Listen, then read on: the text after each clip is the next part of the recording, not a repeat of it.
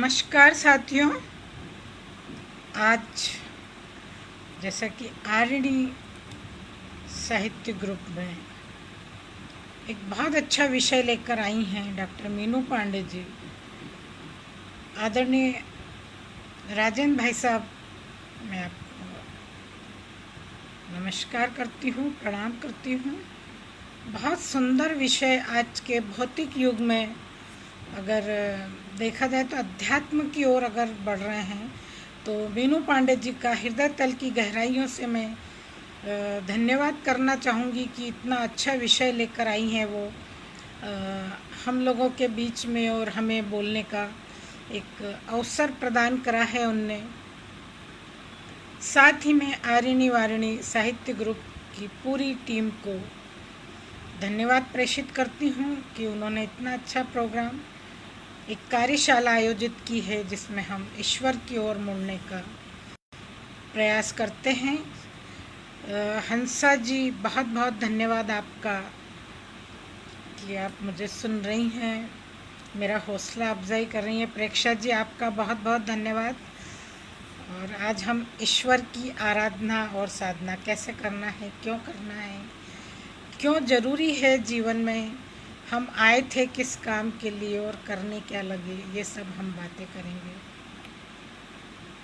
मैं पुनः डॉक्टर मीनू पांडे जी का धन्यवाद करती हूँ। राजेंद्र भाई साहब, आप भी प्रणाम और धन्यवाद करती हूँ आपको भी कि जो इतना अच्छा विषय आज हम लोगों के बीच में लेकर आए हैं। बहुत अच्छा लग रहा है कि हम इस विषय पे कुछ बोल पाएंगे।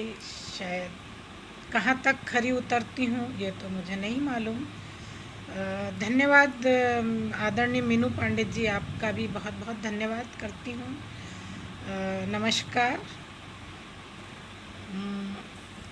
ईश्वर की आराधना, हम हरि अनंता, हरि कथा अनंता, हम उसकी क्या बात कर सकते हैं जिसने सारी दुनिया को सूरज जैसा एक प्रकाश दिया है। हम उसको दीपक दिखाकर आरती घुमाते हैं, हम क्या कर सकते हैं।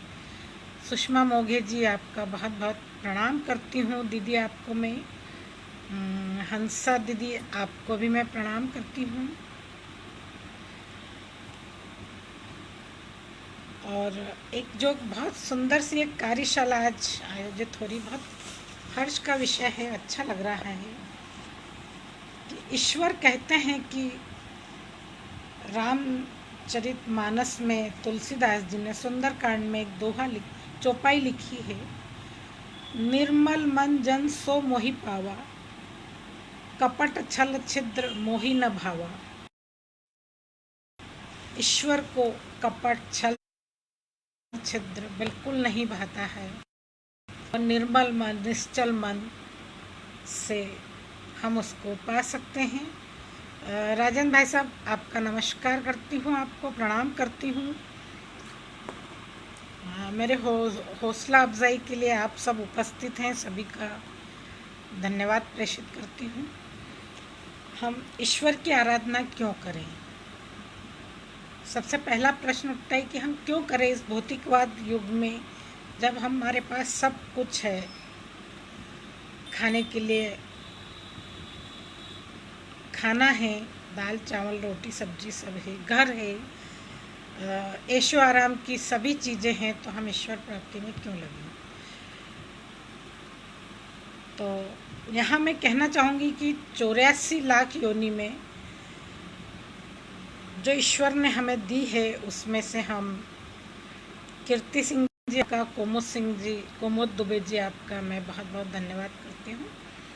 84 लाख योनि में ईश्वर ने मनुष्य को एक ऐसी योनि दी है, मनुष्य योनि सर्वोत्तम योनि कहलाती है। उसमें हम अपना अच्छा बुरा मनुष्य का दिमाग दिया है, सोचने समझने की शक्ति दी है, अच्छे बुरे की पहचान करने की एक ताकत दी है, और वो हम करते हैं। पशु पक्षी भी कई बार देखने में आता है, जो हमारे आसपास हैं, वह भी भक्ति का कुछ स्वरूप कर पाते हैं। प्रभु भक्ति का कई बार देखने में हमें आता है ऐसा, और अच्छा लगता है। सुषमा व्यास जी, आपका नमस्कार। मनुष्य के पास अपार क्षमताएं हैं, वो अपने दिमाग का उपयोग भी बहुत कम करता है, शायद 5 या 7% कर पाता है, और हम उसी में बहुत खुश होते रहते हैं। तो हम ईश्वर प्राप्ति हमारे जैसी ही साधारण नारी जो आज बहुत ऊंचाइयों पर पहुंची हुई हैं, इतिहास गवाह है, और अनेक संत हमारे देश में हुए हैं। मीराबाई, संत रैदास, तुलसीदास जी, कबीरदास जी, संत ज्ञानेश्वर, इन सब का नाम मैं बहुत आदर के साथ लेना चाहूँगी। संत तुकाराम, इन्होंने भक्ति मार्ग से आकर ईश्वर को प्राप्त किया है, और हम भी ईश्वर को पा सकते हैं, पर हमें पूर्ण समर्पण होना चाहिए ईश्वर को प्राप्ति के लिए। जिस दिन हम पूर्ण समर्पण कर देंगे, अपनी जीवन रूपी नाव को हम नदी में बिना पतवार के ईश्वर के नाम पे छोड़ देंगे, वो ज़रूर संभालेगा। भरोसा तो होना चाहिए ना, भरोसा तो हमें, पूरा विश्वास हमें होना चाहिए। और हम जिस दिन हम पूर्ण समर्पण से अपनी नाव बीच नदी में छोड़ देंगे, तो ईश्वर हमें ज़रूर संभालेगा, ऐसा मेरा पूर्ण विश्वास है। हम उसके साथ संत जन जो होते हैं, उनको भौतिक सुख सुविधाओं से कोई सरोकार नहीं रहता है, वो ईश भक्ति में ही मगन रहते हैं। कबीरदास जी को देख लीजिए, साईं इतना दीजिए जामे कुटुम समाए। हम लोग अपनी आपाधापी में लगे हुए हैं कि ये तेरा है, ये मेरा है, ये मेरा है, वो तेरा है। निंदा, बुराई, द्वेष, इन सब में हमने अपनी आत्मा पर एक जो बोझ चढ़ा रखा है, उसको हम अपने आत्मा की आवाज़ तक पहुँच नहीं पा रहे हैं। और जिस दिन हम पहुँचने की कोशिश करेंगे, तो शायद पहुँचने लगेंगे। ये मैंने अनुभव करा है। मैं आज जो भी बात करूँगी वो अनुभव की ही करूँगी। ईश्वर कहते हैं कि अगर तुम मेरी तरफ एक कदम बढ़ाओ, मेरी तरफ एक कदम बढ़ाओ, मैं तुम्हारी तरफ 10 कदम दौड़ जाऊंगा, पर पहला कदम तुम्हारा होना चाहिए।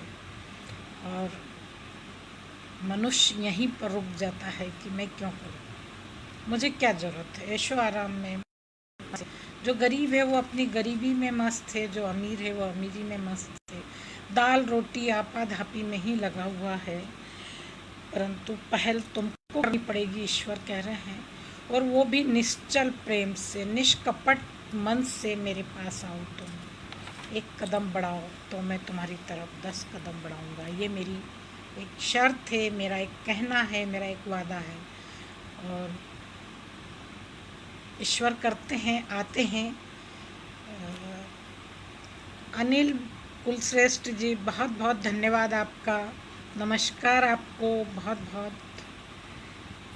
और जिस दिन हम अपना पूर्ण समर्पण ईश्वर के प्रति निश्चल निष्प्रेम भाव से कर देते हैं, ईश्वर अपना स्वयं नहीं भी आ पाते हैं तो अपना प्रतिनिधि हमें ज़रूर भेजते हैं, सही मार्ग दिखाने के लिए, चाहे वो सद्गुरु के रूप में हो, चाहे हम जब कष्ट में होते हैं, परेशानी में होते हैं, तो ईश्वर हमें अपने एक प्रतिनिधि को ज़रूर भेजते हैं हमारे पास, और हमारी मदद करके वो चला जाता है। और हम उसको कई बार तो धन्यवाद नहीं कह पाते हैं, कई बार उसकी शक्ल नहीं देख पाते हैं, और वो हमारी पता नहीं किस रूप में मदद करके वो ईश्वर ही होते हैं।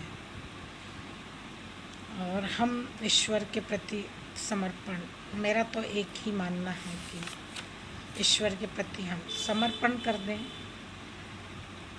तो हम ईश्वर को पा सकते हैं। ईश्वर आराधना क्यों ज़रूरी है?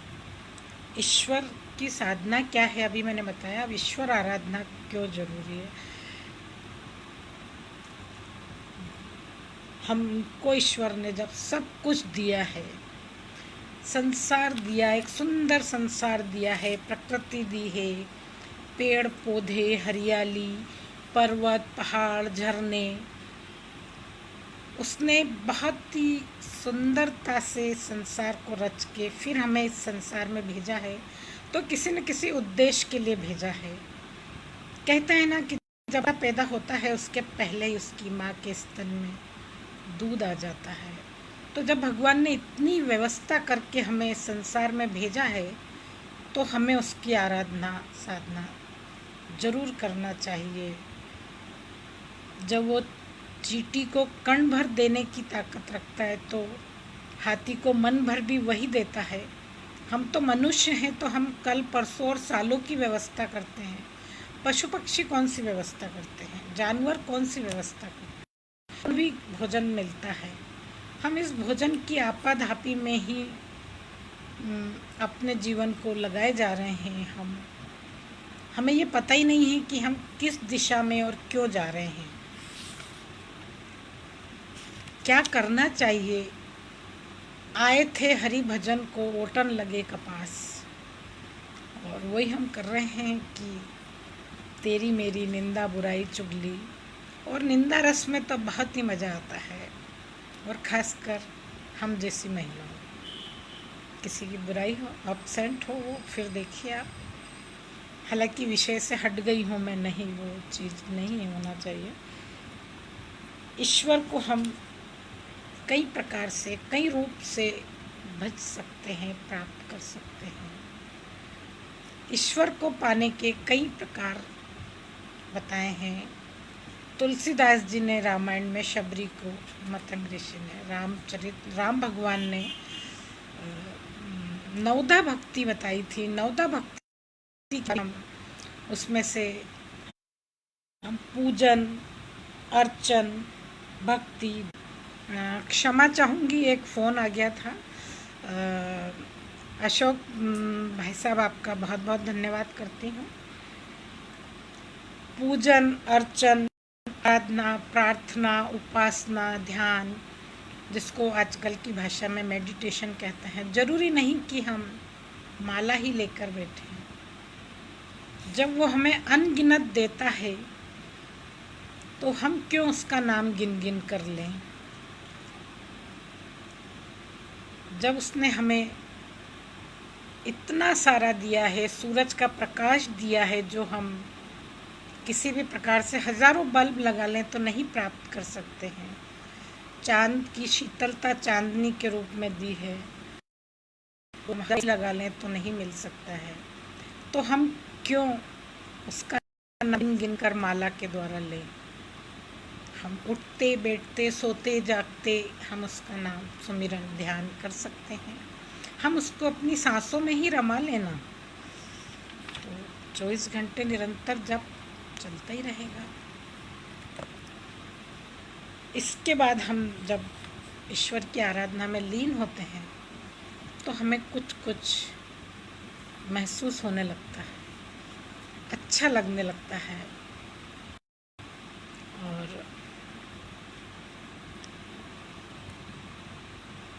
ईश्वर आराधना हमें संसार में, जब ईश्वर ने सब कुछ दिया है। एक प्रकृति का उदाहरण देना चाहूँगी यहाँ पर आपको, छोटा सा, कि ऐसे तो उसने प्रकृति में, ईश्वर ने सब कुछ दिया है हमें। साउथ में गर्मी ज़्यादा होती है तो नारियल दिया है, कश्मीर में ठंड ज़्यादा होती तो केसर और काजू बनाए हैं, वहाँ पर ज़्यादा होते हैं। महाराष्ट्र में संतरे बनाए हैं, गन्ना बनाया है, कि मेरे बच्चों को शीतलता मिले। हर चीज़ जो ज़रूरी है वो उसने उस स्थान पर उसके अनुरूप बनाई है। संतरा, एक छोटा सा उदाहरण देती हूँ कि उसने एक संतरा बनाया, एक एक बूंद उसने एक कवर में सहेजी, फिर उस बूंदों को एक फाँक में समेटा, फिर उस फाँक को उसने कवर चढ़ाया, सारी फाँकों को इकट्ठा करके। अगर वो संतरा पेड़ पे से गिर भी जाए तो उसकी बूंद, एक रस की बूंद को जब वो इतना सहेज कर रखता है, ये उसी की तो लीला है, उसी की तो महिमा है वो अपने भक्तों के लिए, अपने बच्चों के लिए, जो हमारा परम पिता परमात्मा है, तो वो इतना जब करता है तो हमें उसकी नित्य भजन जरूर करना चाहिए। मेरा तो मानना है ऐसा। मैं जैसा कि कह रही थी कि हम माला गिन गिन कर क्यों जपें, है ना। माला तो कर में फिरे, जीभ फिरे मुख माही। ऐसी भी माला करने से क्या फ़ायदा कि माला फेर रहे हैं और देखना दूध गर्म हो गया, देखना चाय इतनी उबल गई, ये हमारा ध्यान नहीं है। हम पूर्ण समर्पण, या तो हम सुबह का समय चयन कर लें, शाम का कर लें, एकांत हो, प्रकृति के बीच में हम जा सकते हैं। जरूरी नहीं कि हमें जंगल में जाकर ही ईश्वर मिलेगा, साधु बनने पर ही ईश्वर मिलेगा। गृहस्थ आश्रम में भी ईश्वर हमारे संतों ने पाया है। हम भी उन्हीं में से एक हैं। हम कर सकते हैं और करना चाहिए। तुलसीदास जी ने एक जगह लिखा है कि ईश्वर का भजन करो। अगर आप 24 घंटे में से 1 घंटा करते हैं, ईश्वर ने 24 घंटे सभी को दिए हैं, 1 घंटा करें, 1 घंटा नहीं तो आधा घंटा करें। हम अपने लिए तो पूरे 24 घंटे उपयोग करते हैं, पर उसके लिए हम भूल जाते हैं जो ज़रूरी। हम खाना खाना कभी नहीं भूलते, हम नहाना कभी नहीं भूलते, हम सोना कभी नहीं भूलते। जिस दिन एक रात जग लेते हैं, ईश्वर नाम का जागरण होता है या किसी और कारण से, तो हमारा दूसरा दिन बेकार हो जाता है। तो हमें ईश्वर के लिए भी समय निकालना चाहिए, निकालते हैं। तुलसीदास जी कहते हैं कि जब परम पिता परमात्मा हमें अपार दे रहा है, अनगिनत दे रहा है, तो हम भी उसको एक घड़ी आधी घड़ी आधी में पुनियाद, एक घड़ी आधी में पुनियाद, तुलसी चर्चा राम की हरे कोटि अपराध। हम एक घड़ी नहीं जप सकते तो आधी घड़ी जपे, आधी घड़ी नहीं तो उसमें से भी आधी कर लें। ईश्वर का नाम तो सिर्फ एक क्षण में उससे संपर्क बन जाता है। वो हमारे सारे अपराध पाप सब हर लेता है, कष्ट हर लेता है। तो तुलसीदास जी ने जो व्याख्या करी वो बता रही हूँ। हमारे देश में अनेकों संत हुए हैं और सब अपने अपने तरीके से हमें यह सब बताया है और हम करते हैं। और मैं इस बीच में एक बात और कहना चाहूँगी कि मैं मध्य प्रदेश राज्य आनंद संस्थान से जुड़ी हूँ। ये पूरे भारत में सिर्फ मध्य प्रदेश में ही लागू है, ये हमारा सौभाग्य है। अभी बहुत शैशव अवस्था में है और अभी 55,000 आनंदक हैं। उसमें हम एक शांत समय लेते हैं, अल्प विराम बोलते हैं जिसको। अल्प विराम यानी स्वयं से मुलाकात करते हैं। और जब हम स्वयं से मुलाकात करते हैं तो हमें ईश्वर की अनुभूति होने लगती है। एक दिन, एक महीने नहीं, ये अभ्यास और वैराग्य से होता है। सालों लगते हैं पर होता है। जब हम आँख बंद करते हैं तो हमारे ध्यान में बैठते हैं और जैसे ही हम आँख बंद करते हैं, बहुत सारी चीज़ें, पुरानी यादें जो हमने कभी सोचा ही नहीं, सब आने लगती हैं। आपके साथ भी अक्सर ऐसा होता होगा। और जब वो याद आती हैं तो हम उनको आने दें, जाने दें। हमें जब हम स्वयं से मुलाकात करते हैं तो